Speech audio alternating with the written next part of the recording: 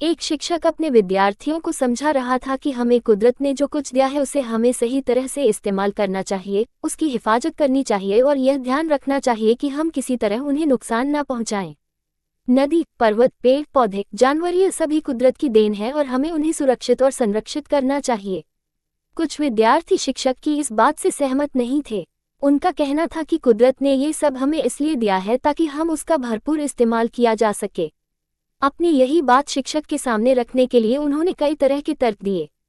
शिक्षक को लगा कि सीधी बात विद्यार्थी समझ नहीं पा रहे हैं, इसलिए शिक्षक ने एक छोटी सी कहानी के जरिए उन्हें ये बात समझाई।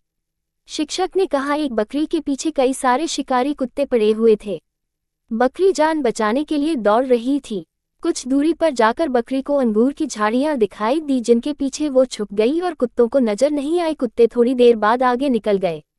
बकरी को जब महसूस हुआ कि अब उसकी जान कुत्तों से छूट गई है तो उसने राहत की सांस ली। बकरी वहीं खड़े खड़े उन झाड़ियों के पत्ते खाने लगी।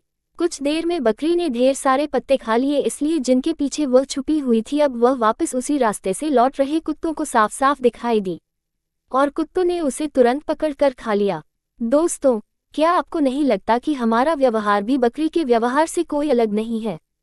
कुदरत ने हमें बचाने के लिए जो अच्छी चीजें दी है हम उन्हीं का दुरुपयोग कर रहे हैं और उन्हीं को प्रदूषित कर रहे हैं और उसका परिणाम हमें अलग अलग आपदाओं के रूप में भुगतना भी पड़ रहा है। शिक्षक की यह छोटी सी कहानी अपने विद्यार्थियों को इस गहरी बात को समझने में कामयाब रही, पर क्या आप भी इस कहानी का सार समझ पाए? अगर समझ पाए हैं तो हम इस कहानी को इतना फैलाएंगे कि बाकी लोग भी इसे समझ जाए।